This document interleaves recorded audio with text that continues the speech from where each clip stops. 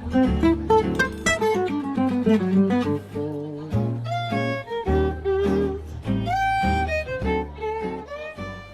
to Coffee at the BIDiner. I'm Tim Lord. Well, today I've got a special treat for you, an old-time friend and sales professional named Ken Ferguson. Now, Ken works for a company called BIDiner, probably a company that you've never heard of before. They are a global automation company. Now, if you've ever gotten a package from a big box store or an online giant, his equipment is in plants that help automate the process of getting your packages and foods and pharmaceuticals and things like that to your front door. Ken is one of the most amazing, professional, multifaceted people I've ever met. And I hope you really enjoy this little 20-minute conversation we had about sales, about marketing, about a couple of other things. Enjoy. Well, welcome to the BIDiner, and my guest today is Ken Ferguson, the Northeast Regional Sales Director for a company called BIDiner. Welcome to the diner, Ken. Thank you, Tim. It's good to be here. Good. Thanks for taking part in this little series we're doing. Hey, Ken, if you could tell me a little bit about yourself and how you ended up at BIDiner, that would be great. Okay. I've been with BIDiner now about 6 years. I've been in automation my entire career, and I'm one of these unique outside salespeople that like to reinvent themselves after about 10 years. So this is my fourth jump in totally different industries. I've gone from automation that was automotive to automation that was material handling. I've gone into food, I've gone into XY gantry systems, robotics, and now I am in distribution centers and automating e-commerce and things like that, which is totally different. And it's really exciting because we're blessed that our business is needed. You know, we're an essential business, but almost all the businesses that I came from happen to be essential businesses, which is nice. And, I did some homework on your company a little bit, and I see you do a lot of advertising for educational people. And the one advice I could give all the people that get their degrees is you have to constantly be learning.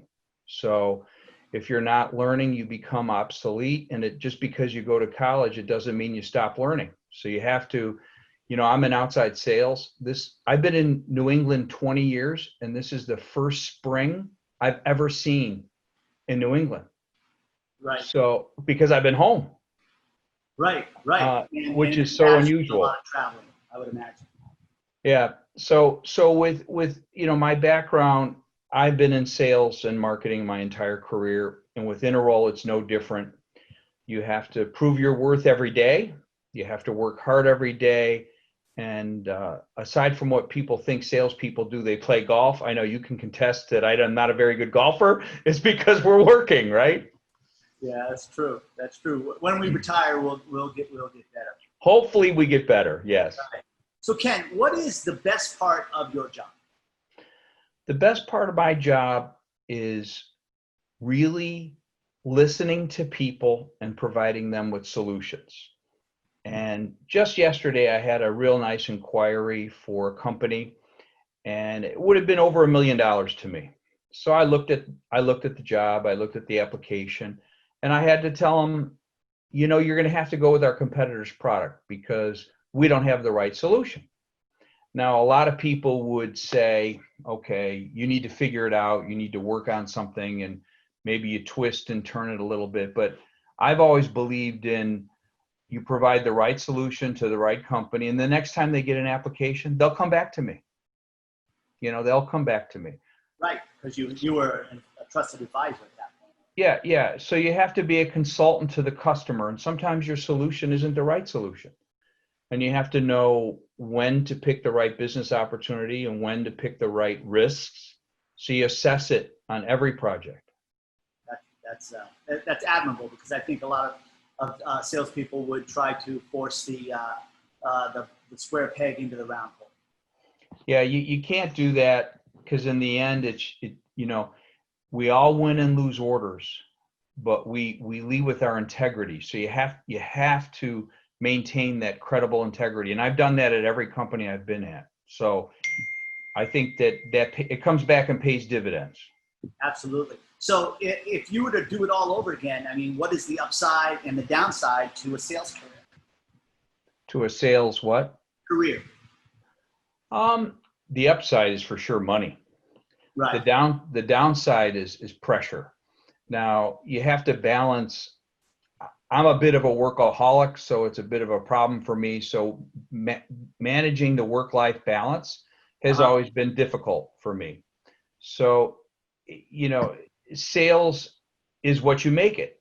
So if you are successful, it's because you work hard and you connect with people that have similar personalities and ideologies, and you work out your differences with the people that you're networked with. I mean, I looked at your LinkedIn profile. You have a lot of contacts. I have over 2,000 contacts. I've never got rid of any contacts because I've never sold a competing product. Right. So for me, it's been very good. LinkedIn is a great way to connect with people, and being in sales with this COVID crisis, you have to rethink how you sell, how you approach. For me, that was rejuvenating. For some people, they climbed in a closet and gained the 19 COVID pounds, right? Right. Which I can say I did too, because my wife can cook. And we're not moving around as much. We're not as active. But you have to rethink how you approach things. And I know you do that because I see your business and I follow your business, and you do a lot of that, which, a lot of companies need to look at marketing and should look at marketing the way salespeople look at marketing. So salespeople look at it as every time I have to try something new. Marketing people need to do the same thing. And I know your company, you do that all the time. Yeah, and I'll tell you, I was blessed to have found through a long story, through a sales guru that we follow, a group of like 18 people that are like-minded, and we've started our own a Facebook page where we every single day check in, how you doing, share ideas, share what's working, share. We call it crush and brag. If you have a good day, you crush it, you brag to us because we're all working remotely. And in my case, I'm alone in the office, and it's good to have these like-minded people, and we call ourselves mega minds. So shout out to them. There's no longer a mastermind; these people are mega minds. So that's. I think that's great. I mean, I wanted to start out these breakfast club meetings and different stuff like that to network with people that have unrelated business, so you get a totally different perspective. Absolutely, and we have them, and I will make an introduction as well to you for them. What has COVID done to your industry? What has it meant to your industry? Well, material handling, it's kind of interesting. If you look at distribution centers, 60 to 70% of their cost is in labor. Well, the one thing the United States has done as a country is we farmed out our labor to other places like Asia or India or whatever.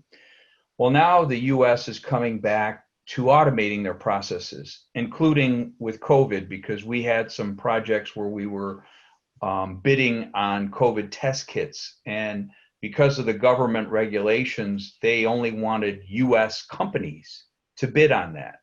So Interroll has a very unique business model in that everywhere that we operate in all the countries we operate in, we make the products in which the countries we operate in. We might develop it in Poland or Switzerland or Germany, but then it gets rolled out on SAP. So everybody in the United States, we make what we sell here, which is fantastic. But what COVID has done is it's taken companies, and I can't use names, but the big box store companies and the big distribution companies that we all buy our products from. And what it's done is it said, okay, I had a plan to build 8 distribution centers. Well, now I need to build 30. And some companies wanted to automate food. They would do micro fulfillment centers. They would process groceries. and things like this. And they had plans to do 3 years, 5 years. Well, no, we got to do it this year. Okay. So everybody in material handling is extremely busy, and everybody in material handling is being squeezed for not necessarily profit, but to be able to execute. So they want to design, plan, and they want to be able to implement this automation today, because they have to today, because they have orders today. Right. And that's difficult when you have to send people home. And, you know, there's a misnomer about automation. A lot of people think automation replaces people. On the other hand, it doesn't. It makes the company a lot more productive, and they put the people with the experience and the knowledge in other areas.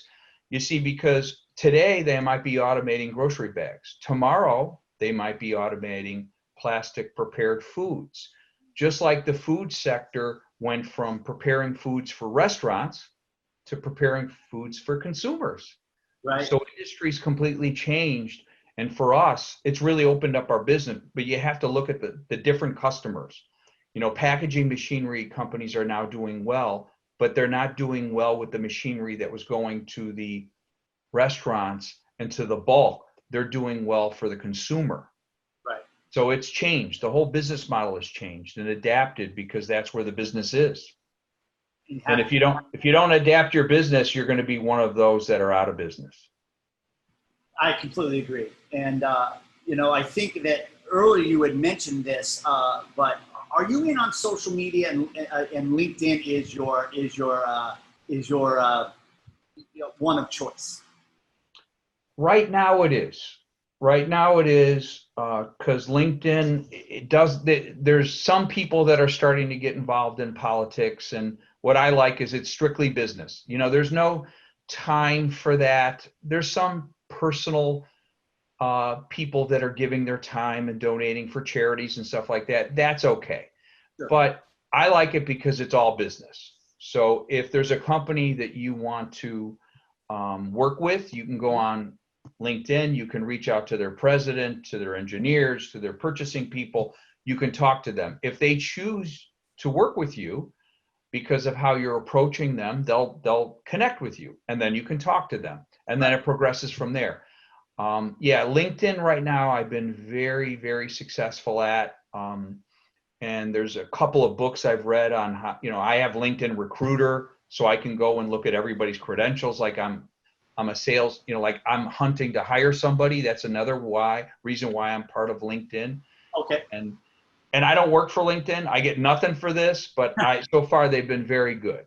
Yeah, that's great. That's great. Yeah, and we found it the same way. And what we're learning, and I'm learning, is that everyone connects. Then they send the basic boilerplate, and then sometimes no one gets back to you. But what we've learned recently is you can send a voicemail within that LinkedIn. You can send a video clip introducing yourself within that LinkedIn. I didn't know if you knew that, but I didn't know that. Yeah, it absolutely is possible to do, and that would set yourself apart. Okay, so now we've come to the fun part. All right, so what does Gone in 60 Seconds, Rush Hour, and The Sound of Music have in common? Wow, you are good.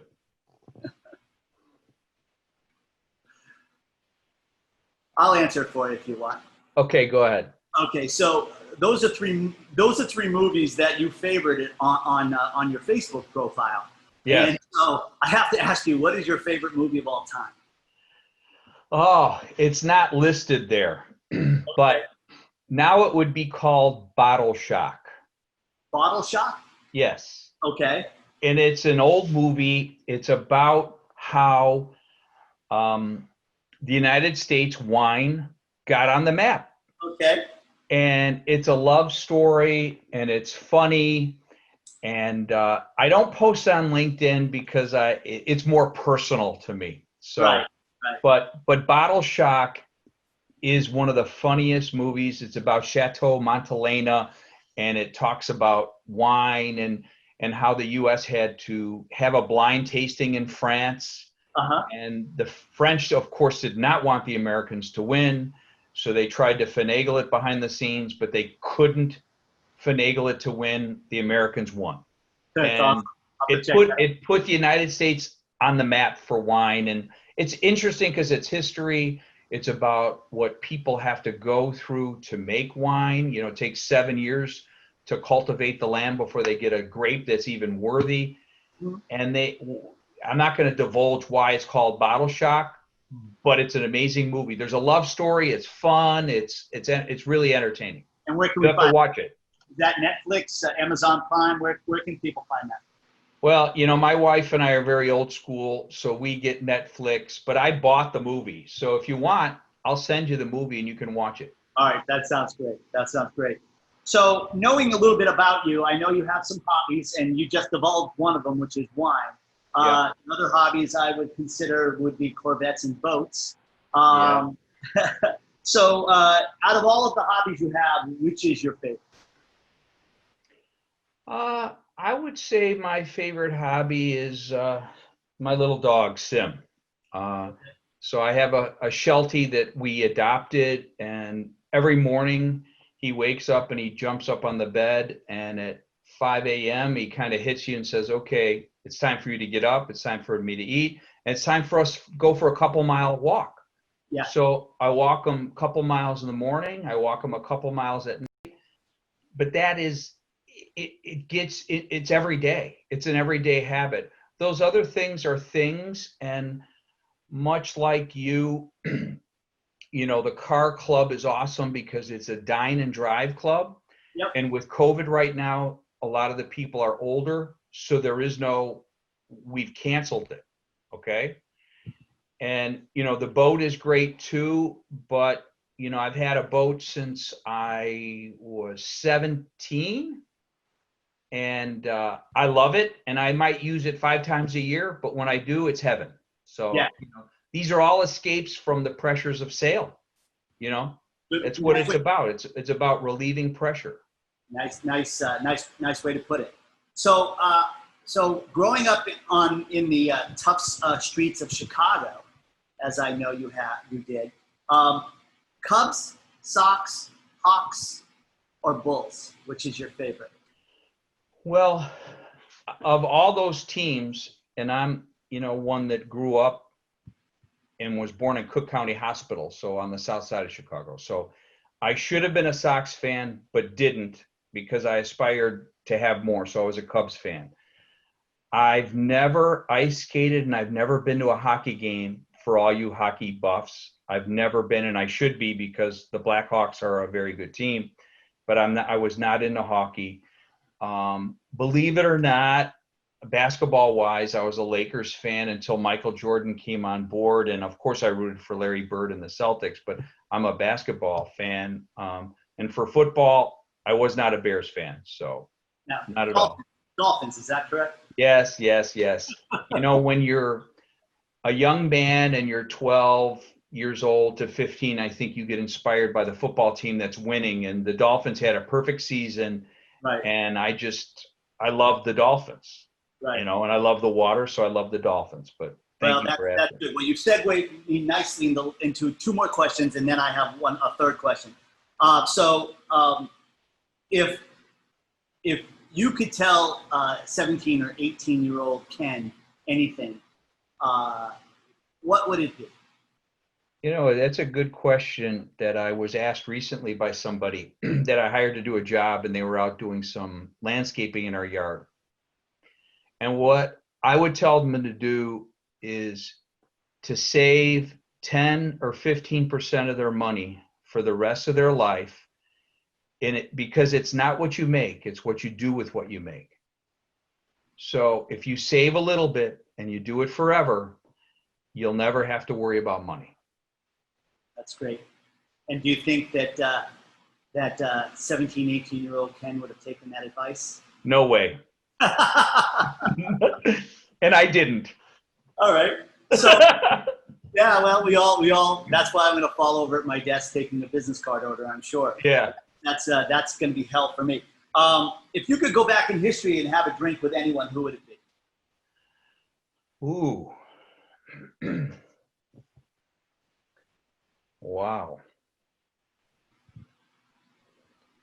I would probably have a drink with my grandfather, which is my mother's father, so that I could get some history on my family because, see, a lot of people back then, they didn't have social media. They had pictures. They didn't document everything. So being able to trace back my family roots would be an interesting thing for me to do. It would be Yeah. very interesting. What was his name? His name was Kelly Klein. Kelly Klein. Yes. That's a nice Irish name. German. German. Klein. Right. That's correct. Cool. All right. Lastly, tell me 3 things about you that I might not even know. 3 things. I'm actually quite introverted and read a lot. Okay. I was the captain of my chess club. Okay.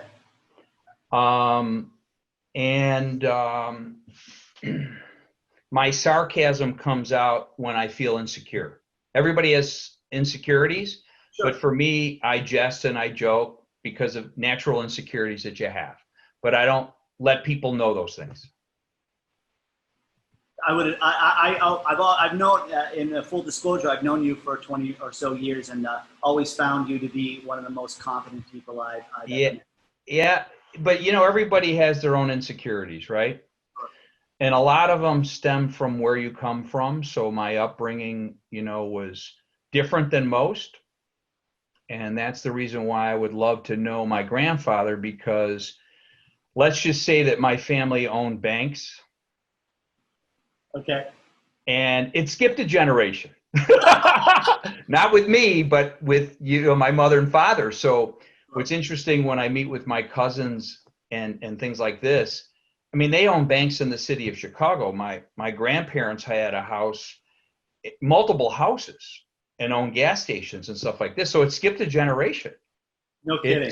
And I never knew any of this. When you sit and talk to family members and you piece it all together, you can, but it's not like they lay it out for you.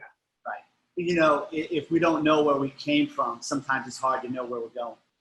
Yeah. And, as you get older and you learn where you come from, you have a lot more confidence. And that's where I'm at now. Yeah. So, but you hide your inner child. I'll use those words. You hide your inner child with some of your actions on the outside. But now I know who I am. Right. Well, I know that you've always, I think you are very good at keeping your ego in check. And you on your LinkedIn page, you reference Harvey McKay. Now, Harvey, a lot of people don't know, started in the printing industry as an envelope salesman, believe it or not. And his quote that you put up, and I'll close with this, was, "To me, job titles don't matter. Everyone is in sales. It is the way we stay in business." So can you, before we let you go, can you just tell us what that means to you? What it means to me is it doesn't matter if you're the receptionist, the janitor. It doesn't matter who you are in the company. We all represent the company that we get paid from. And everybody has to leave a positive feeling to the customer as if they're the most important person in the room. And they are, because they all pay all of our paychecks. So for me, you have to treat everybody. It doesn't matter at what level. I'll talk to the president in the same manner, maybe not the same language, but the same manner as I would anybody. The Right. receptionist, and I make a note of the receptionist's name. I make sure that I know everybody in the company, as many people as I can know. And that's something that I try to do on LinkedIn as well. I build a profile on what I call my key customers, and I try to touch base with all of them. Some people will just say, okay, these are the decision makers. This is all who I need to talk to. But there's decision makers. There's buying influencers. There's people that are type A personalities within the organization that drive the company that you don't even know about, that people won't even let you in to talk to them. But the more people you know, the better off you are. Well, that's great advice. I had a boss once tell me, be careful how you treat people on the way up, because they're going to be the people that you meet on the way down. Exactly. Hey, well, Ken, thanks for spending a few minutes with me at the BI Diner today. I really, really do appreciate it. You've always been one of my favorite sales professionals, and I think that our audience will take something really important away from this. Yeah, I mean, one final thought from my side is, I recently, I don't want to use the word demote, but I changed my roles. And the timing of it, I view it as God was looking down on me. I mean, to be managing all of sales right now has to be one of the most difficult things to do, not being able to travel, not being able to visit customers. And I'll just tell you, timing for everything, you know, you have to look at things and always see the forest beyond the trees. You always do. So, but I enjoyed this, Tim. Thank you. I appreciate you. Thank you. Hey, have a great day. You too. What a great guy, personally and professionally. And I really am grateful that he joined us. I hope you enjoyed this episode at Coffee at the BI Diner. Next week, we'll have an interview with an artist that we do quite a bit of work with named Aaron, who lives in the Indianapolis area. Of course, you can always reach us on Facebook, Instagram, LinkedIn, and Twitter. So that's it for this episode. Have a great afternoon, and everyone, please be safe.